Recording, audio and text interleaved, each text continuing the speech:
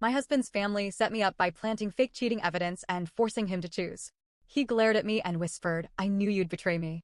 I begged him to listen, but he signed the divorce papers instantly. Weeks later, he discovered the truth, and when he showed up at my door, my new husband opened it instead. I married Daniel 5 years ago. He was my best friend, my rock, my everything. We had a good life together. Not perfect, but we loved each other. Or at least, I thought he loved me. I should have known better because his family always hated me. His mother, his two sisters, even his cousin. They all looked down on me because I came from a working-class background, and Daniel's family had money. Not crazy rich, but definitely upper class. I never fit into their world, and they made sure I knew it. They made comments about my clothes, the way I talked, my job. His mother would always say things like, "You did well for yourself, dear." Marrying up is an art form, isn't it? As if I was some gold digger. It didn't matter that I worked full-time, that I paid half of everything, or that I loved Daniel for who he was, not his bank account. In their eyes, I was beneath them. For years, Daniel would tell me to just ignore them. He never stood up for me the way I wanted him to, but he always told me that he loved me, that they didn't matter. And like a fool, I believed him. Then, everything fell apart. It started small. Little things. Daniel's mother, Mary, started dropping hints about how distance could ruin marriages. How women who spent too much time away from home always seemed to find trouble. I was working extra hours at the time, saving up for a house we had planned to buy. I didn't think much of it. Then Daniel's sister, Rebecca, started asking weird questions. Stuff like, "Are you and Daniel good? He's been acting really off lately." When I asked him about it, he said she was just being dramatic. Then there were the accidental texts. His cousin, Jake, sent him a screenshot of an email where my name appeared in some sketchy conversation. It looked like I was emailing some guy, flirting. The messages were vague, but enough to plant doubt. Daniel asked me about it, and I laughed it off because I had never seen that email in my life. I told him it was fake. He believed me. At least, I thought he did. But the messages kept coming. Screenshots of texts. A blurry photo of someone who looked like me at a bar with a man's arm around her. A receipt from a hotel I had never been to. Every time, I swore up and down it wasn't me. I begged Daniel to see reason, to trust me. But I could see it in his eyes. The doubt. One night, he came home drunk. He stared at me for a long time before saying, "If I ask you something, will you be honest with me?" I felt sick. Of course. "Are you cheating on me?" I had never even looked at another man the way I looked at Daniel. I felt my stomach drop. I told him no. I swore it. But he just nodded like he had already made up his mind. That's when his family made their final move. 2 days later, I woke up to banging on the front door. I ran downstairs, still in my pajamas, and found Daniel standing there, pale and shaking, with his mother behind him. She was smirking. Daniel threw a folder at my feet. Inside were printouts, emails, texts, pictures. A full record of my supposed affair. I flipped through them, my hands shaking. Some of the texts had my name, but I had never sent them. The emails came from an address I didn't recognize. The pictures, some of them were me, but edited. My face, pasted onto someone else's body. I looked up at him, horrified. "Daniel, this is fake. You know me. You know I wouldn't do this." He clenched his jaw. His mother placed a hand on his arm. "Don't let her manipulate you, honey. We warned you." I turned to her. "You did this. You set me up." She smiled. That smug, triumphant smile. "Daniel, sweetheart, let's go inside. Let's get this over with." Over with? Daniel walked past me, into the house, sat at the kitchen table, and pulled out a stack of papers. Divorce papers. Already signed. I couldn't breathe. I looked at him, desperate. "Daniel, please. Look at me. You know this isn't real. You know me." He stared at me for a long time. Then he whispered, "I knew you'd betray me." That broke me. I begged. I pleaded. I swore on my life that I was innocent. But he just shook his head. I don't even remember signing the papers. I only remember Mary's smile. Daniel moved out that night. Within days, I was erased. His family made sure of it. He blocked my number. I lost mutual friends overnight. It was like I had never existed. I fell into the worst depression of my life. I couldn't sleep, couldn't eat. I went over everything 1,000 times in my head. How could he do this to me? How could he believe them over me? Then, weeks later, something happened. Rebecca, his sister, called me. Out of the blue. At first, I didn't want to pick up. But something told me I needed to. She was crying. And then she said the words that changed everything. "They set you up." I have proof. Mary, Jake, and even Rebecca had been in on it from the start. But Rebecca had a conscience. She broke first.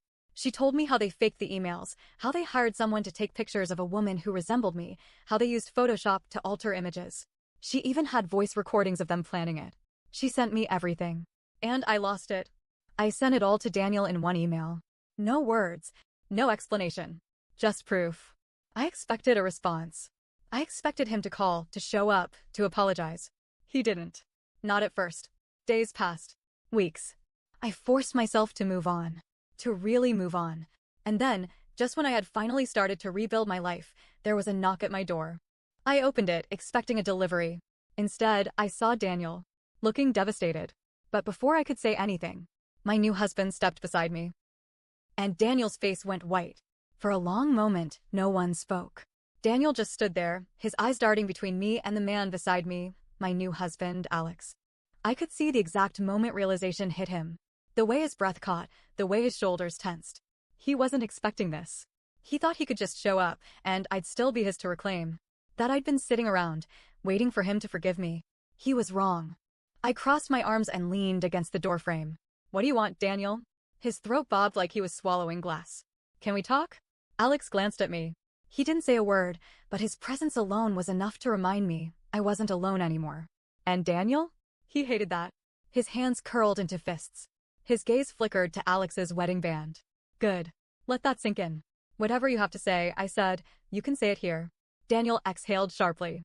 I know the truth, all right? His voice was thick, like he had spent nights drowning in regret. I know what they did. I know you never cheated. The words should have made me feel something. Relief, vindication, maybe even a flicker of old love. But I felt nothing, because it was too late. I tilted my head. Took you long enough. His jaw tightened. I was stupid. I should have believed you. I should have, yeah. I cut him off. You should have. Silence stretched between us. I could see the emotions warring inside him. Anger, shame, something that looked a lot like jealousy. He kept glancing at Alex, like he wanted to punch him just for existing. Then, he made a mistake. How long? His voice was sharp. How long after me did you move on? Alex tensed beside me. But I smiled. Because Daniel had no right to ask. Does it matter? I asked. You made your choice, remember? His lips parted, but no words came out. He had made his choice. And now, he had to live with it. But Daniel wasn't the kind of man who liked losing. And I could see it in his eyes, this wasn't over. For the next few weeks, Daniel kept reaching out. Emails, texts, even a letter. He was desperate. I ignored them all. But then, strange things started happening. Someone slashed Alex's car tires in the middle of the night. Someone sent an anonymous email to Alex's workplace, claiming I had cheated on him, too. That I was a liar. A manipulator. That I was repeating history. Then I started getting texts from a blocked number. Messages like, how could you replace me so fast? Did you ever love me at all? You'll regret this. I had a very good guess who was behind them. Alex wanted to go to the police. But I told him to wait. Because if Daniel wanted to play games, I was ready to win. One night, I did something reckless. I texted Daniel from an old number he didn't know I still had. I told him I wanted to meet. Alone. He responded immediately. Send me a location, a quiet park, late at night. Predictable. I didn't go alone. Alex parked a block away, out of sight, ready to call the cops if things got ugly. I had a small recorder in my pocket, just in case. And when I finally saw Daniel, standing under a dim street lamp, I knew this was a man who had nothing left to lose. You actually came, he muttered. I shrugged. You've been harassing me. Thought I'd give you a chance to say whatever you need to say, so you can finally move on. His eyes darkened. You moved on too fast. That's none of your business. His jaw clenched. Was it ever real? His voice cracked. What we had. That hit me in the chest. Because yes, it had been real. But he had let them destroy it. I didn't answer. Daniel exhaled sharply. I miss you. For the first time, I saw real pain in his eyes. Not anger, not entitlement, just loss. But it didn't matter. Because he had chosen this. I took a deep breath. Daniel, I'm happy now. Let me go. His face twisted. I can't. Something in his voice made my skin crawl. And then he reached into his pocket. For one wild second, I thought he had a weapon. My heart slammed against my ribs. But it was worse. It was our old wedding ring. And then he whispered, leave him. Come back to me. That's where I leave it for now. Because things are about to get a lot messier. Daniel isn't the type to let go easily. And I know his family is lurking in the shadows, waiting for the chance to sink their claws in again. But what they don't realize, I'm not the same woman they destroyed. I'm stronger now. And this time, I'm the one playing the game. I stared at the ring in Daniel's palm, my stomach twisting. This was insanity. He thought he could just undo everything. That holding out some old wedding band would erase what he did. I took a slow step back. Daniel, put that away. His grip tightened around the ring. You still love me. I know you do. A laugh bubbled up in my throat, sharp, bitter. You don't know anything. His jaw clenched. His entire body was rigid, like he was holding himself back from doing something stupid. You think you're happy with him? His voice dropped, turning venomous. You think this is real? I forced myself to stay calm. Yes, Daniel. I do. His eyes flickered with something dark. You don't even know who he really is. A chill crawled down my spine. Because that was unexpected. I shook my head. Don't start with this. But Daniel smiled. And it wasn't right. It wasn't sadness or regret. It was triumph. Ask him about Miami, he said. I froze. Miami? Daniel watched my reaction closely, eyes sharp like a predator that had just found its prey. You never wondered why he moved to this city so suddenly? Why he doesn't talk about his past? I hated that he was planting this doubt in me. But worse? I realized I didn't know much about Alex's past before we met. We'd been together for a year now, married for 3 months. He was kind, patient, everything Daniel wasn't. But I had never pressed him on his past relationships. He always brushed them off, said they didn't matter. But now Daniel was looking at me like he knew something I didn't. And that scared me. I stormed into our apartment that night, slamming the door behind me. Alex looked up from the couch, startled. Hey, what's wrong? I didn't even hesitate. What happened in Miami? His entire body went still. And right then, I knew. Daniel wasn't lying. Alex had secrets. He stood up slowly. Where did you hear that? I swallowed. So it's true. A muscle in his jaw twitched. It's complicated. Uncomplicated. For the first time since I met him, Alex looked nervous. And when he finally spoke, my world shifted again. I was engaged, he admitted. A long time ago. In Miami. I felt my stomach drop. And Alex exhaled, running a hand through his hair. She disappeared. My breath caught. What? One day, she was just gone. His voice was tight. No goodbye. No explanation. Her apartment was empty, her number disconnected. It was like she never existed.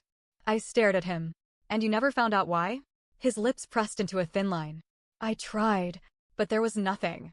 It was like someone erased her. A shiver ran down my spine, because suddenly I wasn't just thinking about his ex-fiancé. I was thinking about me, and how Daniel had almost erased me from my own life. I barely slept that night. My mind wouldn't stop spinning. I knew Daniel's family was capable of destroying lives. But what if they had done it before? What if Alex's ex-fiancé was another victim? The next morning, I did something I never thought I'd do. I called Rebecca. She answered on the first ring, her voice wary. I was wondering when you'd call. I gripped the phone. You knew. A long pause. Then, not everything, but enough. My pulse pounded. Was it your family? Did they make her disappear? Rebecca inhaled sharply. I can't talk about this over the phone. I felt my blood run cold. Because that meant yes. This isn't just about me anymore. It never was. I don't know what happened to Alex's ex, but I will find out. Because if Daniel's family had something to do with it, then they didn't just ruin one life. They've been doing this for years. And now? I'm going to make them pay. For the next few days, I couldn't shake the feeling that I was walking on the edge of a cliff. Daniel's words about Alex's past haunted me. Rebecca's fear on the phone confirmed it. There was something my ex-husband's family wasn't just capable of, but had done before. I needed answers. And I needed them now. I started digging. Alex had told me his ex-fiancée's name, Natalie Carter. A quick search showed nothing. No missing persons reports. No old social media accounts. It was like she had been wiped clean. Just like me. I called every number I could find linked to her old address in Miami. No one answered. Until someone finally did. An old landlord. Yeah, I remember her, he said. Real sweet girl. Quiet. Paid on time. Then one day, her rich fiancé came by, said they were moving, and my heart stopped. Wait. I clutched my phone. Her fiancé? You saw him? Yeah, big guy. Well-dressed. Real intense. Think his name was, the man hesitated. Something with a D? Maybe David? Daniel? I felt like I had been punched in the gut. It couldn't be. Daniel was engaged before me? He never mentioned it. And if it was his fiancée who disappeared, that meant my worst fear was true. Daniel's family didn't just frame me. They erased her first. I needed proof. I needed Rebecca. I drove to her house, not even sure what I would say. She opened the door looking pale, her eyes darting around like she was afraid someone had followed me. I know, I told her, skipping the small talk. Natalie Carter. My ex-husband was engaged to her before me. Her face drained of color. Let me in, I said. Now. She hesitated, then pulled me inside. I wasn't prepared for what she told me next. Rebecca sat on the couch, her hands shaking. I was just a teenager when it happened, she whispered. But I remember Natalie. She was so nice. Daniel was obsessed with her. I felt sick. Just like he was obsessed with me. She didn't fit in, Rebecca continued. Our family hated her. My mother, she shuddered. She kept telling Daniel she wasn't wife material. That she'd betray him. My skin crawled. Then, Rebecca said, Natalie started getting accused of things she never did. She lost her job. Her bank account was drained. She had no one. My God. They broke her down, Rebecca whispered. And when she wouldn't leave him, when she wouldn't beg for forgiveness, she hesitated. She disappeared. I finished for her. Rebecca nodded. A heavy silence filled the room. My stomach twisted. What happened to her? I demanded. Rebecca's voice was barely a breath. I don't know. I barely had time to process before there was a knock at the door. Rebecca jumped. Her eyes widened in terror. You didn't tell anyone you were coming, right? I shook my head. But then the knock came again. Harder. Louder. Then Rebecca. Open the door. Daniel's voice. My blood ran cold.